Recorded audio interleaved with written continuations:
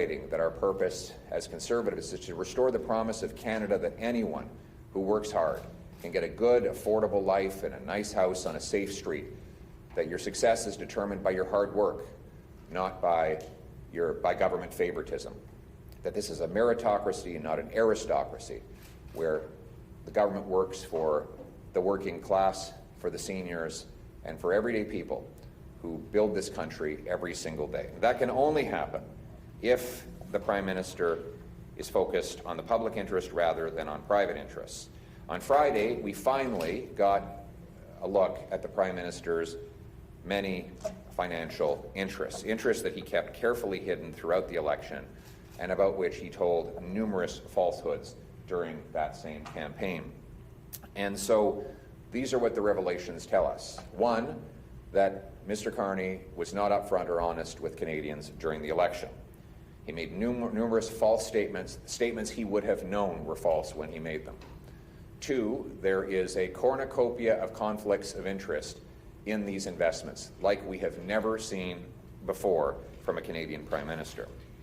Let me go through and document all of these claims one by one. First of all, during the election campaign, Mr. Carney said, and I quote, "I own nothing but cash and personal real estate, and that's not going to change in public life."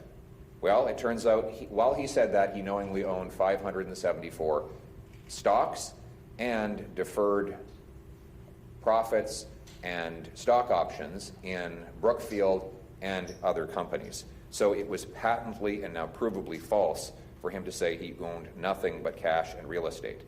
Two, my assets are now in a blind trust, so I don't know what exactly is in there. That too is false. He must have known what was in that blind trust because he was the one that filled out the paperwork for the Ethics Commissioner to report those holdings. So he knew exactly what was in his blind trust, and he just did not want Canadians to know before they went to the polls. Finally, he said, and I quote, "I do not have a connection with Brookfield Asset Management." Well, it turns out that he has continuing stock options and deferred share units in Brookfield Asset Management. And these options cannot be sold, or at least not easily, and we have no reason to believe they have been. So when he said that he had no connection to Brookfield, he was stating a patent falsehood.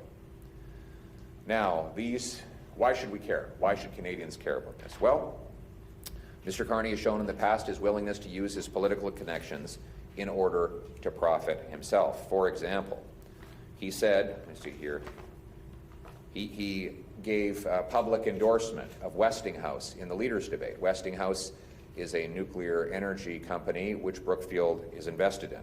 He has announced he's going to spend billions of dollars on modular homes. Brookfield is invested in modular homes. He says he wants to subsidize heat pumps. Brookfield is invested in heat pumps. He says that jet fuel, in the past he has said that he helped influence regulatory changes forcing aviation companies to buy certain kinds of jet fuel that one of his companies was invested in, so that air passengers have to pay more for their airline ticket to subsidize this specialty jet fuel that profits a company in which Mr. Carney had a financial interest. And the list of potential conflicts goes on and on. How can he possibly be involved in developing a budget when all the tax policies could impact on his investments directly or indirectly? How could he address things like competition policy when his companies might be impacted? Then there's, for example, the digital services tax. The digital services tax is paid by some of the companies that he is invested in, and therefore he has a potential or perceived conflict of interest in that as well. So Conservatives are calling for two things today. One, we call on the Prime Minister to come before you and explain the contradiction. How is it that he was telling Canadians that he only had real estate and cash when he knowingly had stock options, and other deferred benefits? How is it that he claimed he didn't know what was in his blind trust when we now learn that he knew exactly what was in that trust? And how is it that he said that he had no financial interest in Brookfield when he knew exactly that he had stock options and deferred share units? Finally, so we want him to explain why he told Canadians the opposite of the truth during the election campaign. Second, we're calling on the Prime Minister to sell his investments turn them into cash, hand them to a trustee who can invest them in a way that is completely blind to him, so that he does not have any knowledge of what he owns. That is the spirit of a blind trust. A blind trust is meant to be something that the owner does not know anything about. That's what it means to be blind of the assets. But right now, Mr. Carney is clearly not blind of what he holds, because even we know what he holds due to this disclosure. And this will put him in an impossible position where he will be conflicted at every turn. So either he will have to get up 3 or 4 times every cabinet meeting to avoid stumbling over the 100 plus potential conflicts that the Ethics Commissioner has identified, or he will act in the cabinet to potentially favor his own interests. Neither of those possibilities is acceptable.